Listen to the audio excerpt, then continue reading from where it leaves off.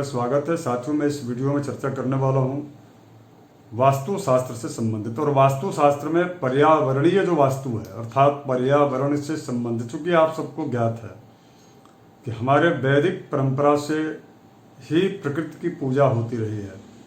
पर्यावरण के लिए हम जितने सजग और जितने जागरूक रहे हैं उतना शायद कोई किसी भी अन्य जो है देशों के लोग रहा करते होंगे।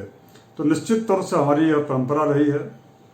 हम वनस्पतियों की पूजा भी करते हैं, हम वृक्षों की पूजा करते हैं, लताओं और विटपों का हम औषधि के रूप में उनके सेवन और उनका संरक्षण और संवर्धन साथ साथ में पूजा भी करते हैं। कई प्रकार के ऐसे भारतीय परंपरा हैं, भारतीय पर्व और त्यौहार हैं जिनमें उन वनस्पतियों की, उन लताओं का, वृक्षों का, वृक्ष के पत्र और पुष्पों का, वृक्ष की टहनियों का आदि आदि जो है पूजा अर्चना की जाती है। कुछ तो वृक्षों की जो संविधाएं होती हैं, जो सूखी जो लकड़ियां होती हैं, उन लकड़ियों को हवन में भी प्रयोग किया जाता है। यह हमारी उनके प्रति निश्चित तौर पर समर्पण और उनके प्रति आस्था का परिचायक है।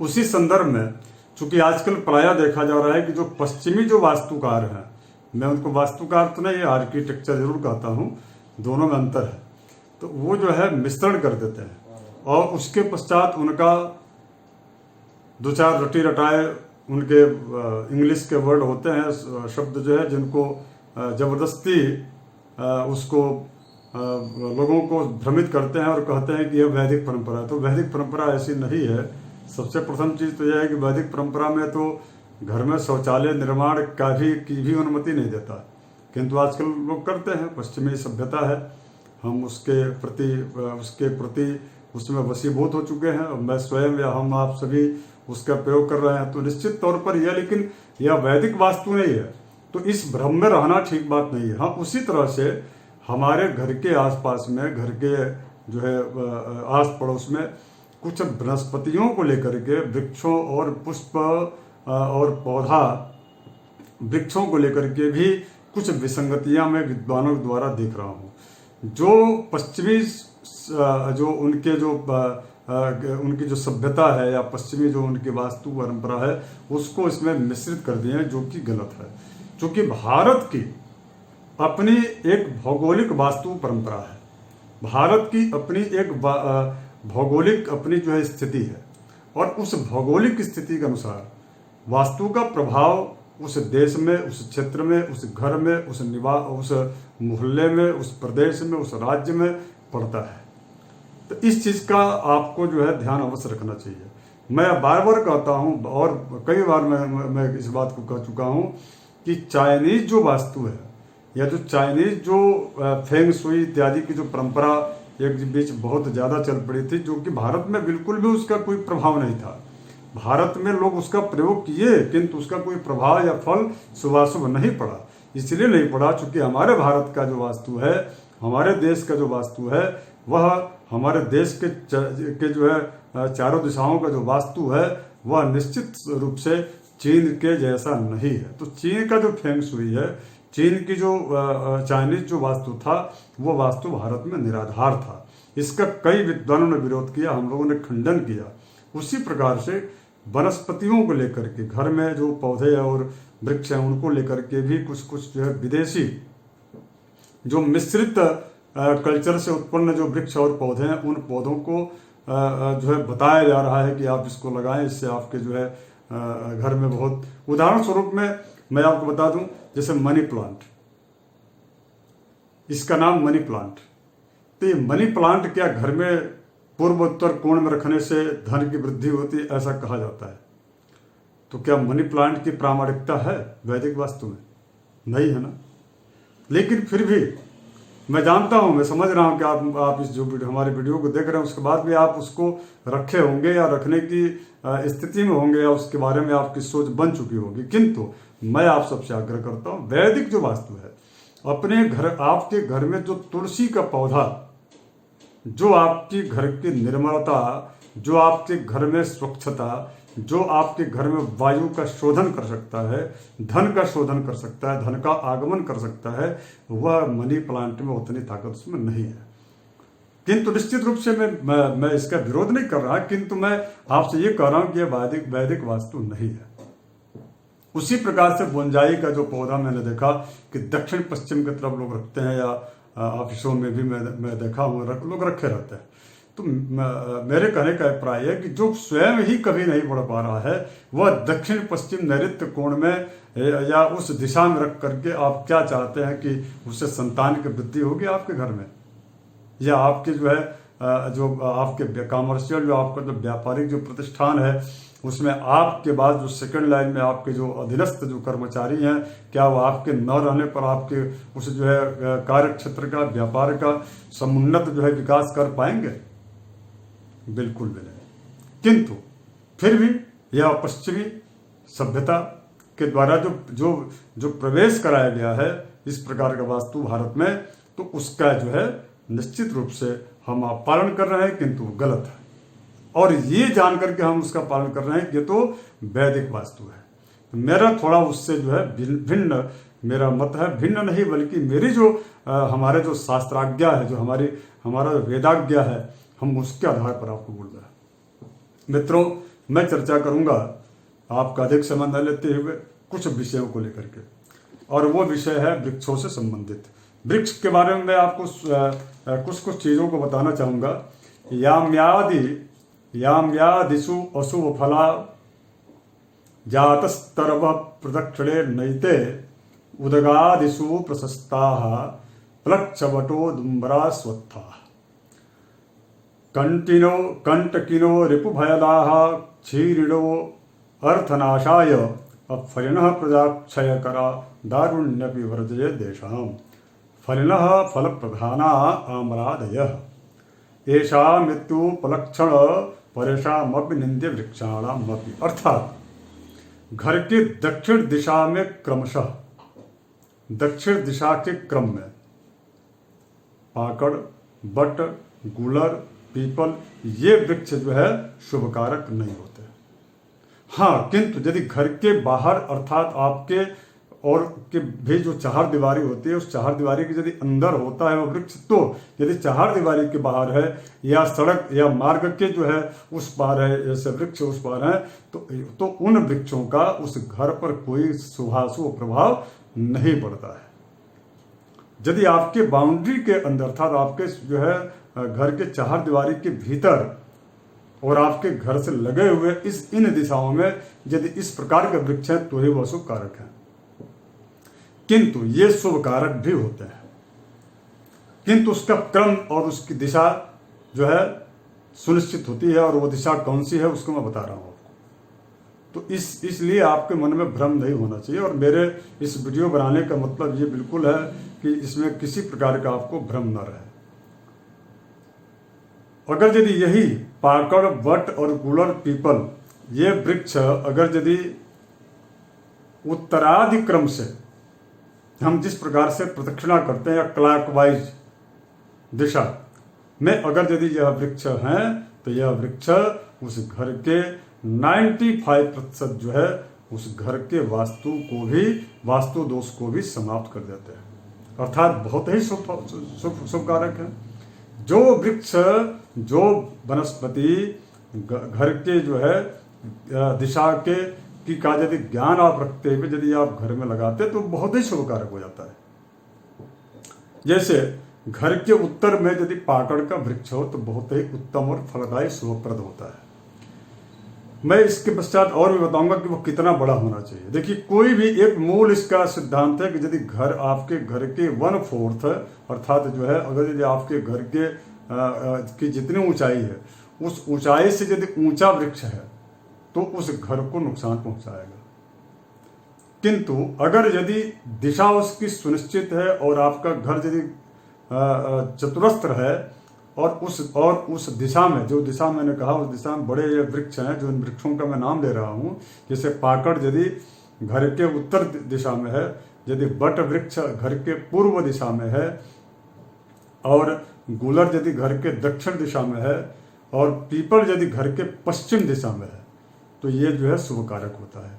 किंतु वैसे भी इन सभी वृक्षों का जो जितना ऊंचा है वृक्ष हो उतनी जो है उतना ही दूरी आपके निवास का, आपके घर का और उस वृक्ष का होना चाहिए। इतना अंतर तो होना चाहिए। दूसरा, आपके घर की जो ऊंचाई है उस घर की ऊंचाई से उस वृक्ष की जो है ऊंचाई कम होनी चाहिए। इस प्रकार की का सिद्धांत जो है वास्तु में वृक्षों को लेकर के है। अब इसके पश्चात उसमें पुष्प और अन्य चीजों का, तो अगर यदि उस वृक्ष की ऊंचाई और उतना ही नीचे धरातल पर आपके घर से उस वृक्ष की दूरी यदि इतनी दूरी है तो इसके बीच में आपको बढ़िया सुवासित जो है पुष्प और पौधों को लगाना चाहिए। इससे किसी प्रकार का कोई जो है आपके घर में उस वृक्ष से संबंधित यदि गलत दिशा में भी वृक्ष है तो उसमें कोई दोष आपके घर में नहीं लगता है। इसका मतलब कि प्रायः जो चीजें बोली जाती हैं उन चीजों से ऐसा हो जाएगा वैसा हो जाएगा तो डरने की आवश्यकता नहीं है। उसका समाधान है, किंतु दिशा उसकी सुनिश्चित और सही होना चाहिए।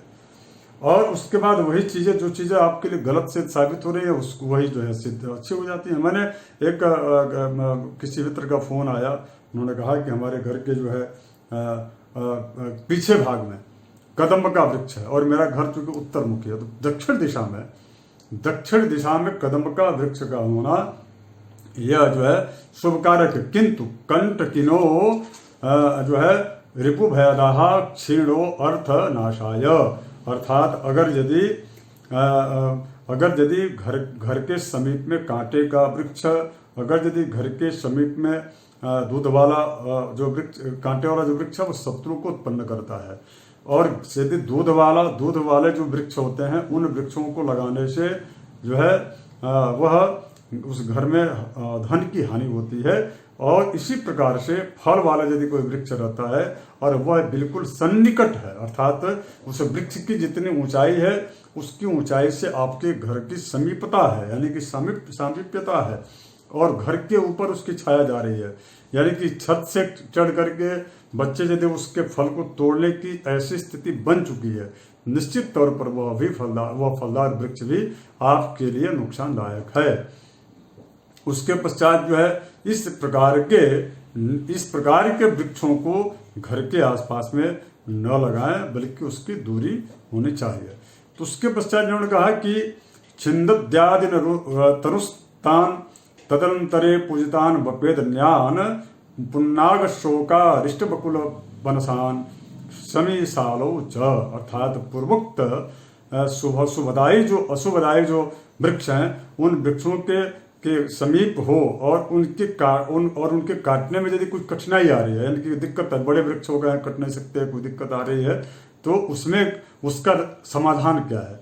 तो उसके समाधान के लिए उन वृक्षों और आपके निवास के बीच में अच्छे जो है पुण्य और शुभदायी वृक्षों को लगाए जाने से उन वृक्षों की अशुभता कम हो जाती है। इसको हमने पूर्व बताया है। और यदि इनके बीच में यदि नागकेशर, अशोक, अरिष्ट, जो है मवल, केसरी, लेसरी और कटहल, शमी और शाल, यदि इस प्रकार के यदि वृक्ष लगे हुए हैं तो निश्चित रूप से उनमें कटहल और जो इस प्रकार के जो वृक्ष हैं जो कटहल से संबंधित या उसके प्रजाति के, तो ऐसे वृक्षों को न लगाएं तो ज़्यादा बेहतर है। तो इस प्रकार की जो है अलग अलग व्यवस्थाएं हैं।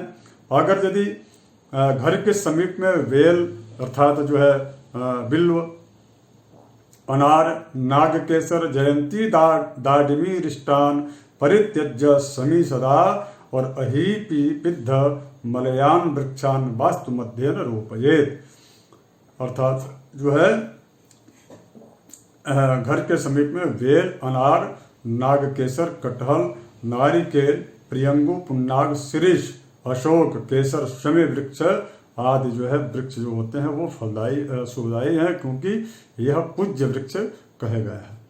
कांटे वाला, चूंकि कांटा होता है शमी वृक्ष में, फिर भी वह क्या होता है? शुभप्रद होता है।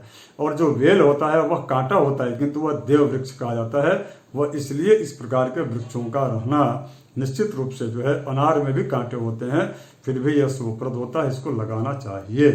किंतु इनकी जो दिशा है यह दिशा जो है सुनिश्चित होनी चाहिए। और दिशा आपको मैंने बता दिया कि चूंकि अश्वत्थश्च कदम्बश्च कदली बीज पूरकः और गृह यस्य प्ररोहन्ति न गृही प्ररोहति। एक सिद्धांत या मूल सिद्धांत है और मूलभूत सिद्धांत है कि पीपल, कदम्ब, केला, नींबू ये वृक्ष जो है जिस वास्तु के घर पर बढ़ते हैं, यानी घर की ऊंचाई से अधिक ऊंचे हो जाते हैं और घर के जो है कि एकदम समीप हो, सन्निकट हो, तो निश्चित रूप से उस भूमि पर उस व्यक्ति का यानी उस घर के स्वामी का विकास नहीं हो पाता, विकास उसका अवरुद्ध हो जाता है। तो इस पर आप सबको जो है ध्यान अवश्य रखना चाहिए। कुछ लोगों ने पूछा कि क्या इस प्रकार की स्थिति तो उन वृक्षों को काट दें। तो मित्रों, हमारे यहाँ धर्मशास्त्र में किसी भी प्रकार के वृक्ष को काटने का विधान नहीं है। उस वृक्ष को रोपित करने का विधान है। किंतु अगर यदि अत्यंत ही असहजता उससे महसूस हो रही है या खतरा उपस्थित हो गया, तब जाकर के कुछ विधान है अलग अलग वृक्षों के, उन वृक्षों का के जो है प्रायश्चित करके और उसके एक वृक्ष के जो है काटने के जब आप स्थिति में है या काटने की सोच रहे हैं, तो उसके पहले उनके जो है उन वैसे वृक्षों का कम से कम 1 दर्जन वृक्ष जो है या शताधिक वृक्षों का आप वृक्षारोपण भी कहीं कर दें, ताकि उस वृक्ष के काटने का प्रायश्चित आपसे हो जाए।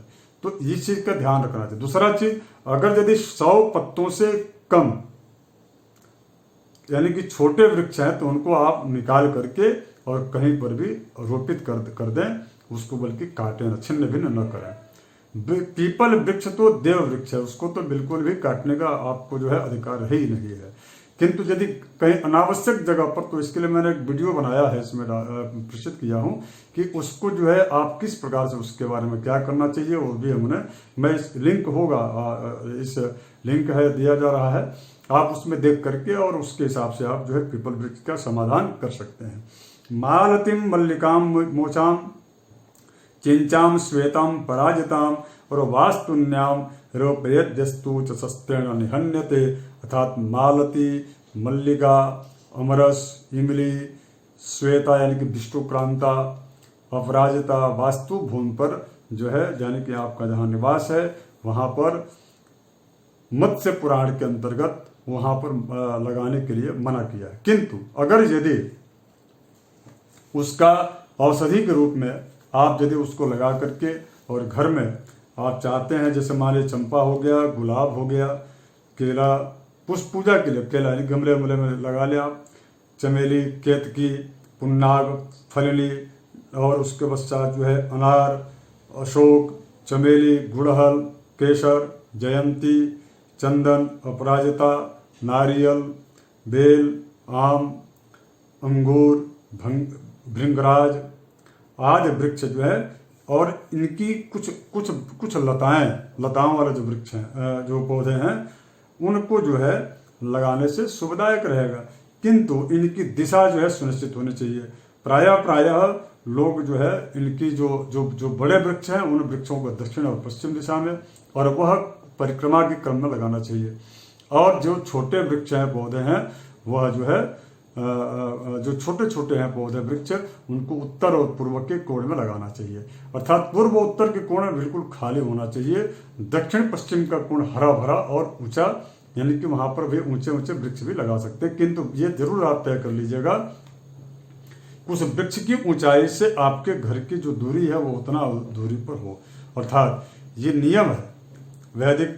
देखिए कितने हमारे ऋषि महर्षि कितने ज्ञानी थे, उनको वृक्षों का इतना ज्ञान था, उनको पर्यावरण के प्रति उनकी इतनी आस्था थी कि और इतना जुड़ाव और लगाव था कि प्रक्ष यानी कि भूखंड के का जब विखंडन हुआ, यानी वो जब अलग अलग जब किया गया तो उसका नाम भी वृक्षों पर पड़ा। जैसे द्वीप हो गया, प्रक्ष द्वीप, जम्बू द्वीप, इस प्रकार के द्वीपों का जो खंडन, द्वीपों का जो बंटवारा जो हुआ, उन द्वीपों का भी नाम वृक्षों के नाम पर रखा गया। तो ये हमारा उन वृक्षों के प्रति ममत्व को दर्शाता है, उनके प्रति हमारी आस्था को दर्शाता है, उनके प्रति हमारी अच्छी भावना को दर्शाता है। तो निश्चित रूप से आप जो है आपके गृह के ऊंचाई से जो है अधिक, जितना ऊंचा आपका वृक्ष यदि वो हो, बड़ा वृक्ष, और उस वृक्ष से उतना ही दूरी है, डिस्टेंस यदि है, तो हमारे वृक्षों का अध्ययन ये किया गया हमारे यहाँ ऋषियों के द्वारा कि उतने, जितना वृक्ष ऊंचा जाता है उतना ही चतुरस्र यानी कि चारों तरफ, उतने ही व्यास में, उतने ही चारों तरफ जो है उसकी जड़ें जाती है। तो इस चीज का जरूर आपको ध्यान रखना चाहिए। और जहां जड़ जाती है, यदि आपके वास्तु में आपके घर के यदि अंदर जड़ चला गया तो आपके घर को नुकसान पहुंचा सकता है। यही इसमें विज्ञान है। तो घर के रक्षा सुरक्षा के लिए, घर की रक्षा सुरक्षा की दृष्टि से, चूंकि वास्तु यदि घर आपका खंडित हो जाए, घर आपका जीर्ण शीर्ण होकर के गिर जाए, ये भी तो उचित नहीं है। यह सुरक्षा की भावना हो या डर और भय की स्थिति बनी हुई हो तो उसमें संतान की स्थिति नहीं बन पाती, मांगलिक कार्य नहीं होते। तो इसलिए जो है जितना बड़ा वृक्ष होता है उतनी धरातल पर एल शेप में दूरी जो है आपके निवास का होना चाहिए। यह मूल सिद्धांत है और यह वैदिक सिद्धांत है। आप सभी से मेरा आग्रह है कि इस प्रकार की स्थिति, जब भी आपके मन में कोई प्रश्न इस प्रकार का हो, आप जरूर पूछें। मैं उसका प्रयास करूंगा उत्तर देने का। नमस्कार, जय श्री।